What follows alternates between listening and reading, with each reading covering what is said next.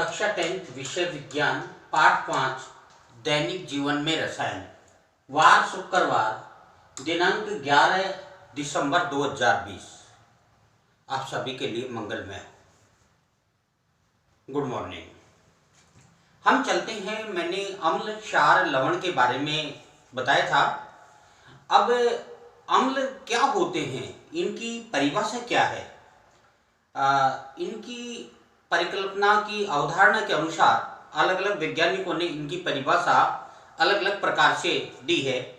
सबसे पहले अपन देखते हैं कि 1887 ईस्वी में अम्ल और क्षार की सर्वप्रथम परिभाषा आरेनियस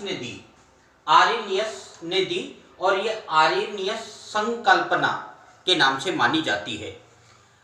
उनका क्या कहना था आरेनियस का कहना था कि जो पदार्थ जलीय विलयन में हाइड्रोजन अपघटित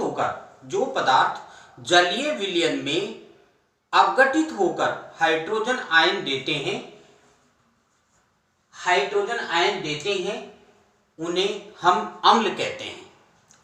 क्या कहना था आरेनियस संकल्पना के अनुसार अम्ल की परिभाषा में क्या कहा कि जो पदार्थ जलीय विलयन में अपघटित होकर हाइड्रोजन आयन अर्थात H आयन देते हैं उन्हें अम्ल कहा जाता है, ये कहा।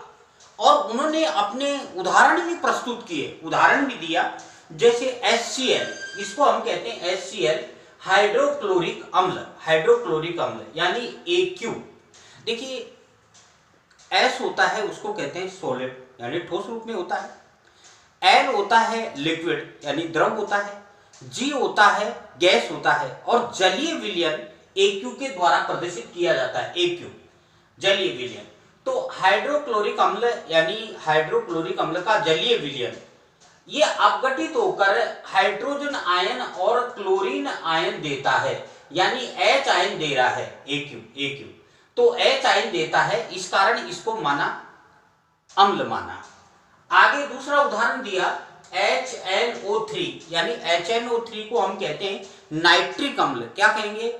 नाइट्रिक अम्ल कहेंगे।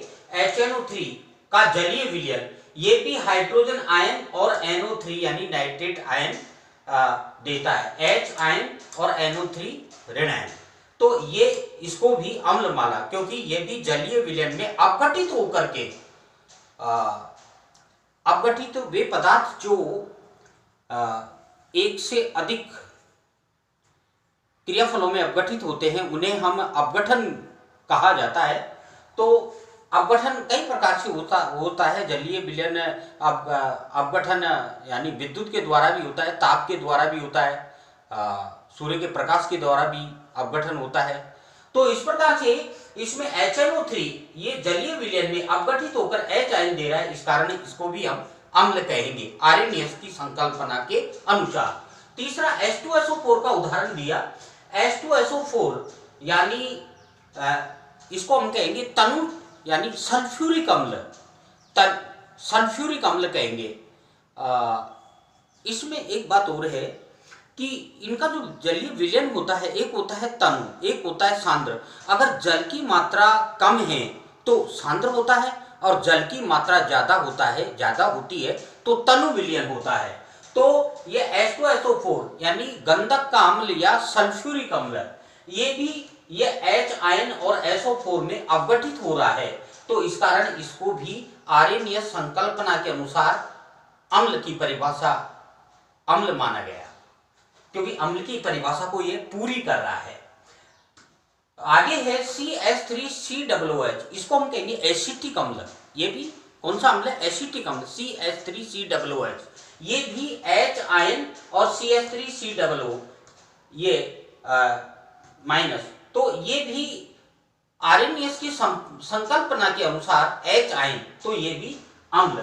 एक है H2CO3 ये भी H ion HCO3 H ion दे रहा है, तो ये भी अम्ल। यानी आरेनियस संकल्पना के अनुसार उन्होंने अम्ल किसे माना? जो अपने जलीय विलयन में अपघटित होकर के हाइड्रोजन आयन देते हैं उन्हें हम अम्ल कहते हैं। उदाहरण कौन से दिए? HCl का उदाहरण दिया, H2SO4 का उदाहरण दिया, HNO3 का उदाहरण दिया, CH3COOH का उदाहरण दिया, H2CO3 का उदाहरण दिया। और इसी प्रकार से ये अम्ल की प्रक्रिया को, अम्ल की परिभाषा को पूरी कर रहे हैं आर्हेनियस संकल्पना के अनुसार। अब आगे क्या है कि देखिए आप, ये तो बिल्कुल सही है। और उन्होंने ये कहा कि सभी अम्ल, जितने भी अम्ल हैं, सभी अम्ल जलीय विलयन में हाइड्रोजन आयन देते हैं। उनका कहना था कि सभी अम्ल जलीय विलयन में हाइड्रोजन आयन देते हैं। अब इसमें क्या है कि हाइड्रोजन आयन जो होता है यह अत्यधिक क्रियाशील होता है, स्वतंत्र अवस्था में नहीं रह सकता, अत्यधिक क्रियाशील होता है। तो ये हाइड्रोजन आयन जल से क्रिया करके हाइड्रोनियम आयन यानी H3O+ आयन देते हैं या बनाते हैं। देखिए इसमें H अत्यधिक क्रियाशील, हाइड्रोजन आयन अत्यधिक क्रियाशील होते हैं, तो जल से क्रिया करके हाइड्रोनियम आयन यानी H3O+ AQ के रूप में, जलीय विलयन के रूप में ये रहते हैं। तो H++ H2O बराबर H3O, ये हाइड्रोनियम आयन बनाते हैं। ये आर्हेनियस ने बताया। और आर्हेनियस ने और भी बात कही कि जैसे अपन कहते हैं कि कुछ प्रबल अम्ल होते हैं, कुछ दुर्बल अम्ल होते हैं। अब प्रबल अम्ल कौन से होते हैं? वे अम्ल जो पूर्ण रूप से जलीय विलयन में आयनित हो जाते हैं। यानी क्या कहा उन्होंने, जो अम्ल पूर्ण रूप से अपने जलीय विलयन में आयनित होते हैं, ऐसे अम्ल प्रबल अम्ल कहलाते हैं। पूर्ण रूप से आयनित हो जाते हैं तो उनको प्रबल अम्ल के नाम से जानते हैं। जैसे HCl का उदाहरण दिया, H2SO4 का उदाहरण दिया, HNO3 का उदाहरण दिया, यानी हाइड्रोक्लोरिक अम्ल, गंधक अम्ल यानी सल्फ्यूरिक अम्ल, और प्लस नाइट्रिक अम्ल HNO3। ये अम्ल कौन से अम्ल है? प्रबल अम्ल है। कई बार बोर्ड की परीक्षा में यह प्रश्न आया है कि प्रबल अम्ल किसे कहते हैं, उदाहरण दीजिए। दुर्बल अम्ल किसे कहते हैं, उदाहरण दीजिए। तो इस प्रकार से प्रबल अम्ल कौन से हुए? HCl, H2SO4, HNO3। और दुर्बल अम्ल कौन से हुए? ऐसे अम्ल जो पूर्ण रूप से जलीय विलयन में आयनित नहीं होते या आंशिक आयनित होते हैं। ऐसे जो अम्ल होते हैं उनको हम दुर्बल अम्ल कहते हैं। दुर्बल अम्ल कौन से होते हैं? ऐसे अम्ल जो अपने जलीय विलयन में पूर्ण रूप से आयनित नहीं होते या आंशिक आयनित होते हैं, ऐसे अम्लों को हम दुर्बल अम्ल कहते हैं। उदाहरण कौन से हो गए?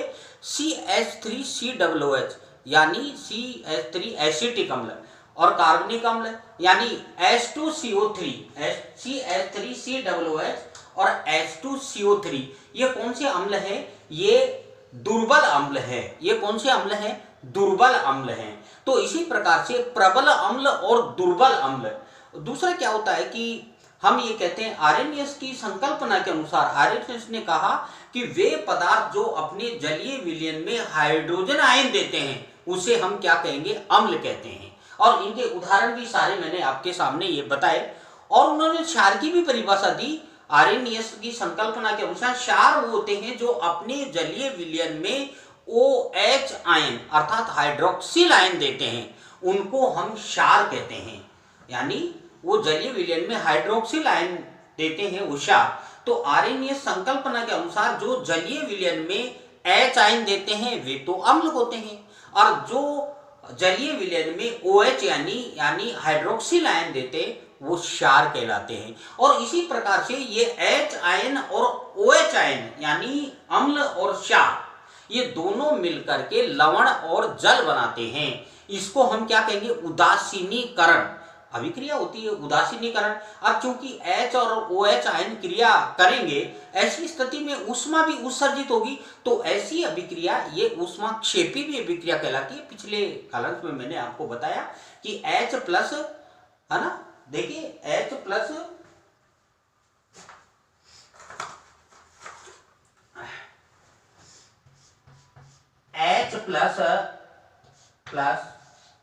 OH यानी ये H आयन है और ये OH आयन है, और दोनों मिलकर के क्या बना रहे हैं?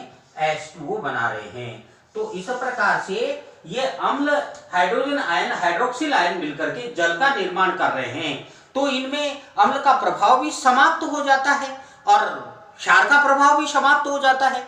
ऐसी अभिक्रिया जो कहलाती है उसे हम कहते हैं उदासीनीकरण अभिक्रिया। उदासीनीकरण अभिक्रिया कहलाती है।